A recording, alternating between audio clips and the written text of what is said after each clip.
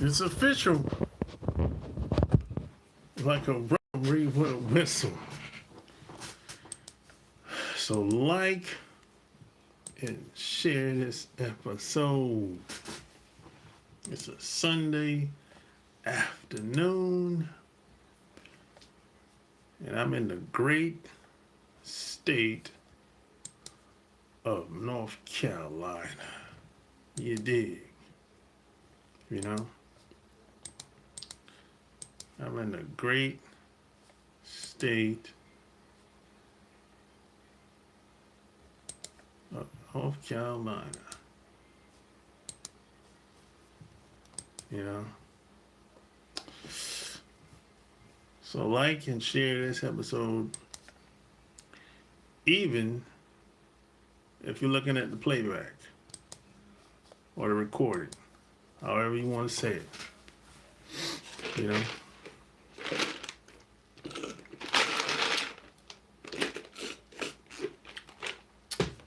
I got a story to tell today. Something that I never talked about. Something that I never talk about.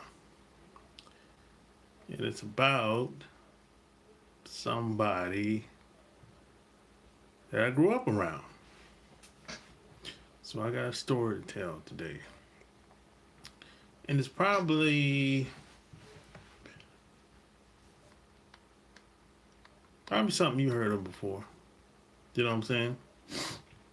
Probably something you heard of before. You know. So what's going on in this crazy, beautiful world? But yeah, you know,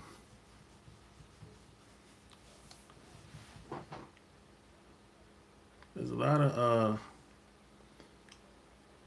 craziness going on out here today. But hey, we don't worry about the things we can't control. We worry about the things that we can control.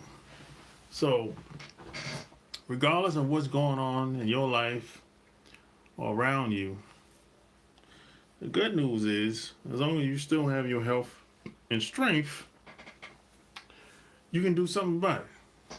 You know what I'm saying? My parents used to always tell me, whatever happens, always keep moving forward. You know what I'm saying? And never stop. And never give up. That's how I was taught. You know what I'm saying? Never give up. And always keep moving forward. You know? And don't worry about things that you can't control. And always do your best. Always do your best. And even when you do your best, that still might not be good enough. But as long as you know you did your best, you can go to sleep at night and feel good about yourself. You know what I'm saying? That's how I was taught. I give regardless of what I do, I give it my all. Everything I got. Until I can't give no more. And that's it. Because I don't want to ever look back and have doubts. Like, oh, I wish I'd have done this. I wish I'd have done that. Nah. I give it my all. 1,000%. Time, energy, focus, etc. And that's it. Yeah, smash that like button. So today, man, I'm gonna talk about my cousin. Now, I had a cousin that was he was older than me. If he was living today, he would be 64 or 65 if he was living today. And you know, he was always one of those guys that was kind of mysterious. He was always a loner. He didn't really roll with a bunch of people. I think he might have had one friend that I've seen in his whole entire life, really. He didn't really have a lot of people around like that, you know. And I think his one friend was my brother, you know, and some other guy that lived in Atlanta at the time. And he ended up going in the Air Force for about 25, at least 25 years. He ended up going to the Air Force for 25 years. As a matter of fact, I think he was in my high school, while I was in school, I think I was in school the entire time. And he was still in the Air Force. You know what I'm saying?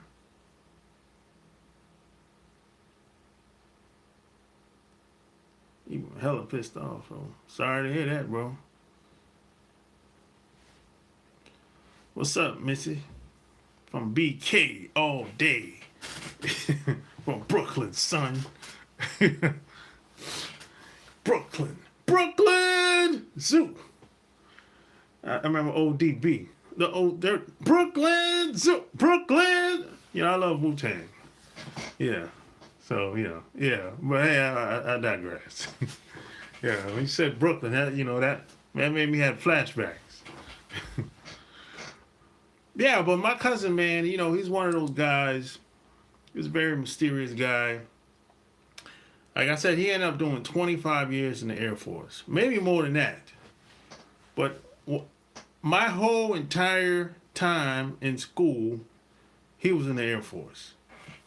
Yeah, I don't even remember when he went in the Air Force. That's how long he was in there, right? But he used to come home a lot. He used to come home on 4th of July, Christmas, New Year's. He was there on New Year's too. He would come home on Christmas and New Year's. 4th of July, Thanksgiving, he was home a lot. And he spent most of his time in Germany.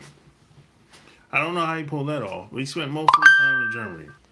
And I was kind of close to him. We were kind of close. You know what I'm saying? And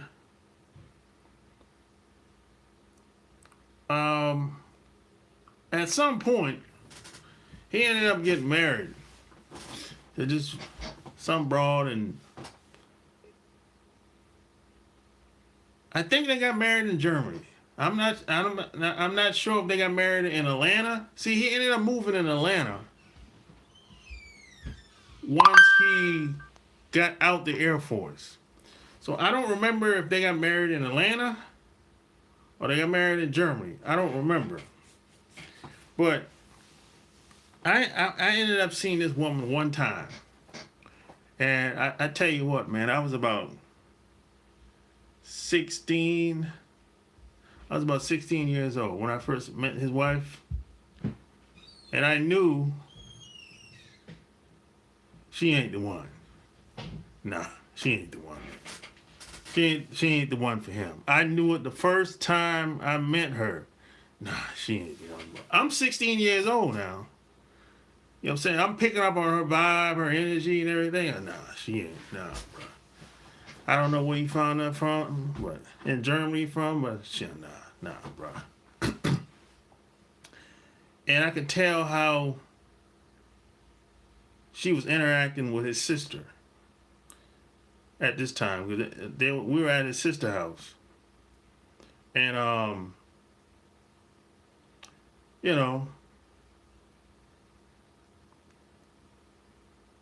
that's when I knew something wasn't right about her, and that's the first and last time I ever seen her. I ain't never seen her no more since then. So they ended up getting married at some point, and never had no kids together. Never had no kids. But when he got out the Air Force, he ended up getting a job at the VA, Veterans Center, the Veterans Headquarters in Atlanta. He ended up getting a job there. And at some point, he ended up getting sick very badly. And he never would say what was wrong with him, though. Because that's what type of guy he was. He ain't really He didn't really want people to worry about him, and nah. So he never would say what was wrong with him. You know, even though he worked at a hospital. So, you know, and then my sister ended up telling me that he was probably a diabetic. I don't know how true that was. But I know he ended up passing away like, that was 2010. He passed away in 2010. And check this out. You know, of course, he didn't get buried in Atlanta. He got buried in South Carolina because that's where we're from, right? So, you know, the funeral was cool, but a lot of people didn't really know him like that. He didn't really have a lot of friends like that. And plus, he stayed away from home most of the time, at least over half his life, because he was in the Air Force, like, at over 25 years. I said at least 25 years, but it's probably over 25 years. So it was about, at the funeral, it was probably about a couple hundred people at the funeral, if I had to guess. You know what I'm saying? And after the funeral, nobody has ever heard from his wife ever again. That's some cold shit right there, man. After the funeral, I think somebody might have talked to her on the phone one time. After the funeral, no one has ever seen her ever again. That was it. As a matter of fact, they bought a house together in Atlanta, right? She sold that shit after he died. And that was it. No one has ever seen or heard from her ever again. That was it. You know what I'm saying? I'm like, damn, that's a cold bitch right there, boy. You know, that's it. Eesh. This is why you have to vet people before they come in your life. You can't let anybody come around your family, your sisters and brothers, and your parents like that. Because, see, there's a lot of people out here, they might rock with you, but they don't necessarily want to rock with your parents and your sisters and brothers like that. You know what I'm saying? There's a lot of people out here that think like that. They're like, oh, I'll marry him, or I marry her, but I don't give a damn about her family or his family. Man, that's not good. You know, that's not good. You know, man, I don't like that. But being that who more than likely, my cousin, more than likely, he didn't care anyway. He probably didn't care. He probably didn't care about that shit. Because his parents, they've been passed away before he got married. So all he had left was sisters. And, yeah, all he had left was sisters. All his brothers were gone. Passed away. You know what I'm saying? But me personally, I wouldn't like that. Nah. Now, I don't want people to dissipate and scatter and separate when I'm gone and never talk to each other. I wouldn't like that. You know what I'm saying? And plus, you got to look at, they don't have no kids together. They never had no kids together. Now, I think she had one daughter with somebody else, some other guy before they got married. Way before they ever met. But they never had no kids together. So I guess she kind of looked at it like, shit, well, I don't really have no reason to talk and keep in contact with his family members. We never had no kids, so the hell with them. I guess, I'm not sure. I don't know her way of thinking, but I know ever since the funeral, no one has ever talked to her or seen her ever since. You know what I'm saying? I think that's cold. But you might not think so. You might think, oh, shit, who cares? You know what I'm saying? It depends on your morals, values, and beliefs when it comes to that type of stuff. But I know some guys that say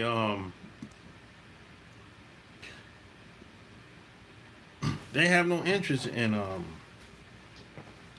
being cordial or getting to know the wife, parents, or family members. Some people like that. I disagree with that, but whatever. Smash the like button. Yeah, I think it's a good idea to get to know her family, especially the parents, and even her friends, because that's how you get to know her much faster, in my opinion. Because she's a product of her parents, so why wouldn't you not want to get to know her parents? I mean, that doesn't make logical sense. You know what I'm saying?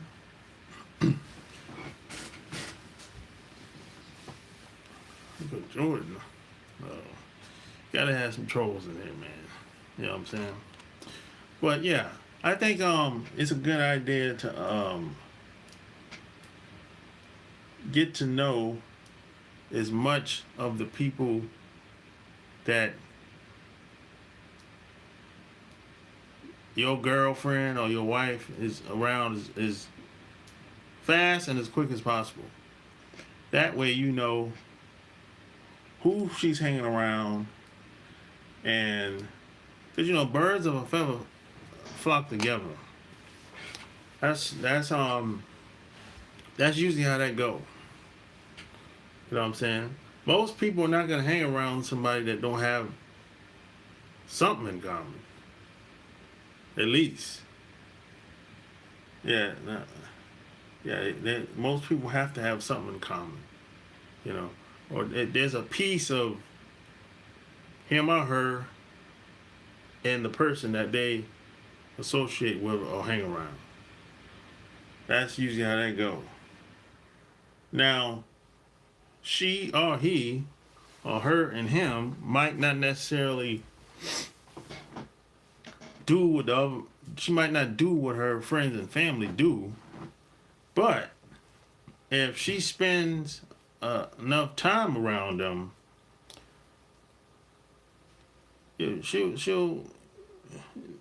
people usually pick up little habits from their circle of influence. That's usually how that works. You know what I'm saying? I mean, it's like if you met a girl and you find out one of her friends is a hoe, you'd be like, why you hang around her? Why you hang around somebody like that? You know what I'm saying?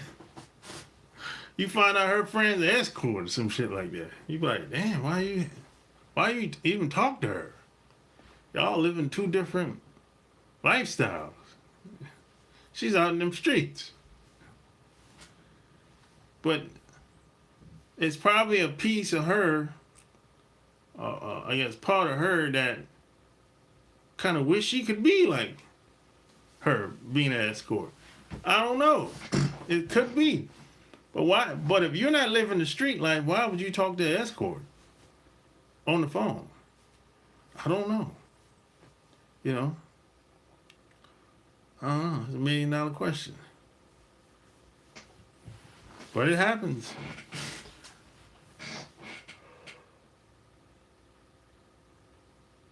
But I know one thing: a lot of times, who you hang around with, that shit rubs off on you. It rubs off on you, positive or negative. Positive or negative. You know what I'm saying? Could go either way. Could go either way. And P.S. and by the way, hey, check out the gear. Check out the gear. I had this shirt on. Today. I was at Costco today, right? And the stud girl was like, "Yo, that shit dope, yo." And I was like, "Oh, I appreciate that." I mean, I wasn't really, in my mind, I was like, "Yo, I didn't really make the shirt for you." That's what I'm thinking, you know what I'm saying? But I appreciate it, you know what I'm saying? So if the stud said what I had on was dope, I'm not saying she's the only person, but I'm just saying I wasn't looking for a stud girl to tell me what the shirt that I had on, she liked it.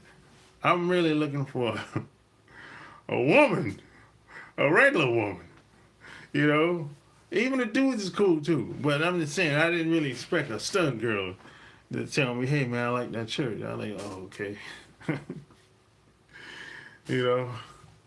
That's the first time that happened. I thought that shit was funny. But yeah, you can get it at my website. It's gonna be in the description below this video once I get off. loveatfirstclick.com. That's where you get all the gear and stuff like that. All the gear. I got a little bit of everything. I got men and women, leggings, baby clothes, a little bit of everything on there, man. You know what I'm saying? Yeah. And I also got, check this out. My website is loveatfirstclick.com. And my book is loveatfirstclick.com as well. You know what I'm saying? So yeah, I'm all, I'm all matched up. You know what I'm saying? I got the shirt, Love at First Click, the book, Love at First Click, and the website, loveatfirstclick.com. So hey, I'm all matched up. 3 ways. You know what I'm talking about? So yeah, man, you just have to vent people. And take your time when you're getting to know people. There ain't no rush. There's no rush. And you gotta be careful with them fast movers, them fat people that you meet. And they're 100 miles of running. They want to do everything fast. You know what I'm saying? They want to, meet up fast, fuck fast, drink fast. Everything they want to do fast. That's a red flag. That's a red flag. Everything got to be fast. And 9 times out of 10, anybody that want to move fast, man, what the fuck is that, man? That's a damn gnat. What the hell? How do you get in here? Anybody that want to move fast like that, 9 times out of 10, there's some type of narcotics. Or she might be a pill popper. That's not normal. So she probably a pill popper or on some type of narcotics. Anyone that want to move fast all the time, that's not normal behavior. Because you gotta look at it like this. Well, you don't gotta look at it like this. This is just how it is, based on my experience. Usually, if someone on the narcotics, it's usually some type of smashing going on. Alcohol, the narcotics, and the smashing, that usually go together. It's like a cesspool. Those things usually go together, if you really think about it. It's like when you go to the nightclub, same thing. It's alcohol, narcotics, and it's gonna be some smashing after the club. That's it is what it is. You know what I'm saying? Music business, same thing. Nightclub, same thing. Party, same thing. If it's a house party, it doesn't matter. It's the same thing. So if it's alcohol there, it's gonna be some narcotics there, and it's gonna be somebody getting smashing going on. That's usually how it is, you know. And even you know, some people like to smoke. You know that you're still high. Might be a different high than popping pills, but you're still getting high. You know, some people get high. They like to, you know, they get horny. You know, so that's usually common. It's like I remember, like back in the day. I used to smoke back in the day. That was a long time ago. I can talk about it. But usually, if you're talking to a girl, and you know, whether she's new or you known her for a while, it don't really matter. But if she's feeling you, you would call her up and be like, "Hey, what you doing?" "Oh, I'm just here chilling, whatever." "Hey, pull up. That's roll one." She said, "Oh, all right, cool. All right, I'll be over there. Give me like an hour." Click. She come over. Now, before she even get over there, she already know what it is. We smashing. That's common. That's not like uncommon at all. That's usually how it go. You know, it's I really don't know a time. Maybe one time. I didn't even smoke like that. Maybe one time we got high with somebody and nothing happened. She just went home. Yeah, but for the most part, when people are smoking, there's gonna be some smashing going on afterwards. That's kind of common, you know, unless she just don't like you and she just using you up because you old sucker. You know, now that happens too. If you an old sucker, she don't really like you, so she's like, "I'm about to use this fool for his smokes." You know, so yeah, she'll come over your house regardless if she don't like, whether she like you or not.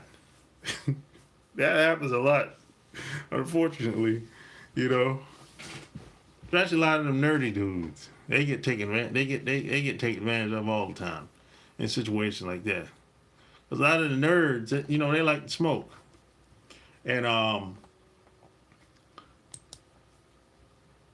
when they get a chance to smoke with a woman that they like, but the girl might not like her, right?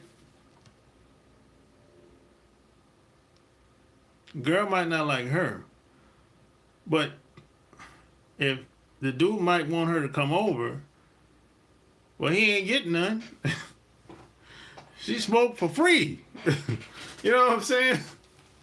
Especially hood rats. Them hood rat chicks, they bad when it comes to that shit. They'll smoke everything you got and leave. A lot of them hood rats is bad for that. They take advantage of them nerds. You know what I'm saying? Because this goes back to what I said a couple minutes ago. You got to vet these women. You got to vet these females that you have come over your house and you spend time with. You know, but the problem with a lot of the nerds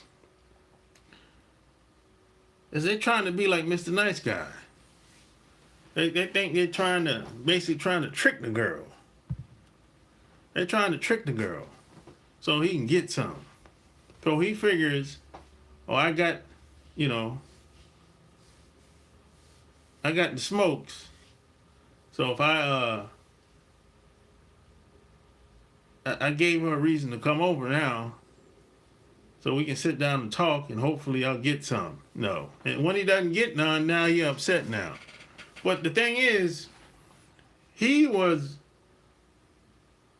trying to manipulate her in the first place. So that's why the shit don't work out. And she knows that you trying to she knows what you're trying to do. Cause she ain't feeling you like that. So that's why the shit doesn't work out. That's a transactional type of deal. That don't work. That usually fails horribly. You know? See, I don't like them type of relationship like that. Where I got to do something to get something. No. No. Nah, I don't like that. You know? Because somebody usually takes an L. Somebody has to take an L in a transactional relationship. Short term or long term, somebody's going to take an L. But if it's a mutual type of relationship, nobody takes an L. We all benefit. You know what I'm saying? I think that's just a better relationship to have, in my opinion. And you being a trick or yeah.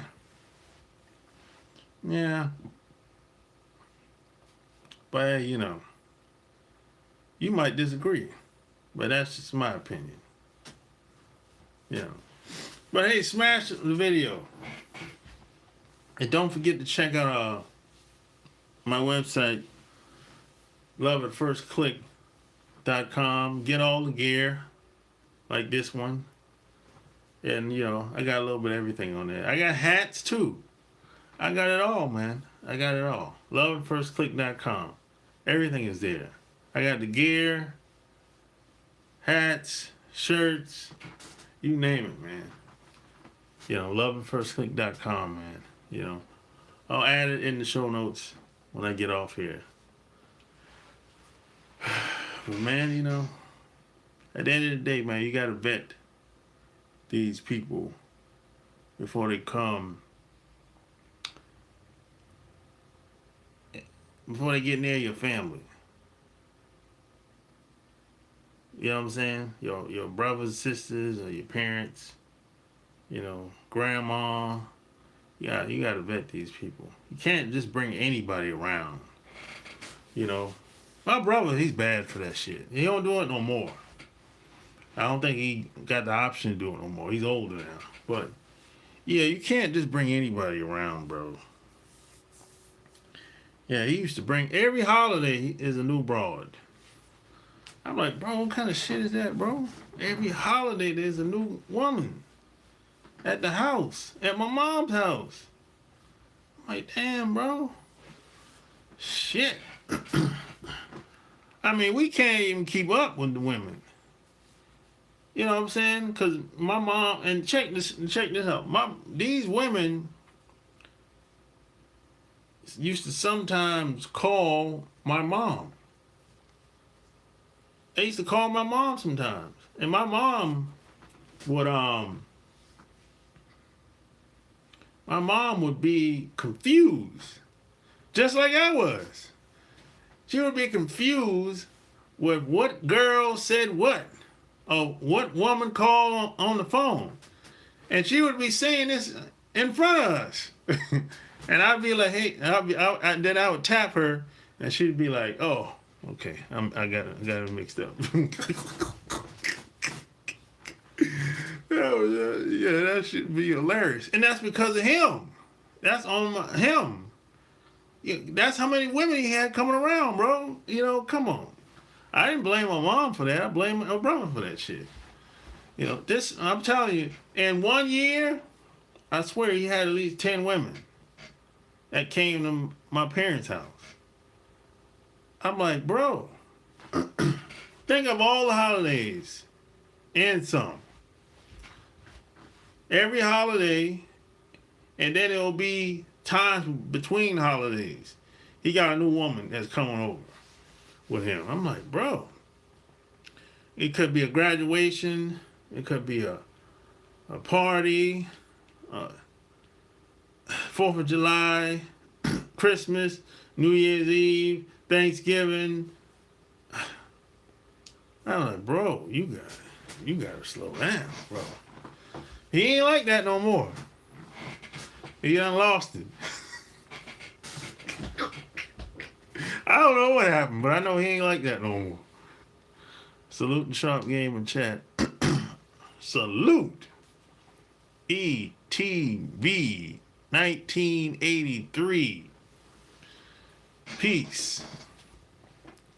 Yeah, man, you know, it's but you just can't let anybody come around like that, man. That's always in bad business. But I'm like, I don't know why he thought that shit was cool. You know, I don't know. I don't know where he got that idea from. Nobody else was doing that shit in our family. He was the only one doing that. And still to this day, he's the only one that's still doing that shit. I don't know where he got that shit from. But that shit is corny as hell. You know? And let me tell you something that I realized. Being that I have older brothers and cousins, as I got older, I'm like, yo, some of these dudes ain't what I thought they was. Because, you know, when you're younger, because you got to look at, there's a 15-year gap between us, my brothers and sisters. So when you're younger, you don't really know, you don't really see things. But as I gotten older, and they gotten older, they still the same. Well, some got worse. But I look at them and I say, oh, you was corny all the time. That's why you couldn't hold no woman. That's why you couldn't hold no man. You was corny, you were lame the whole time, man. You know what I'm saying? I ain't gonna call no names, but I'm just saying. That's just what I've learned as I gotten older. You know? Yeah, that's what's, you know. But hey, man, it is what it is. You know? But hey, you love your family. I love my family. But hey, some of them are still lame. I'm just saying. Shit. But hey, man, that's all I got. That's all I got. Again, go get my book, Love at First Click, on Amazon.com. It's already a bestseller. And go to my website, loveatfirstclick.com. That's where you find out everything. Everything is there. You know, everything is there. You know. So until next time, like, share this. I'm out. Peace.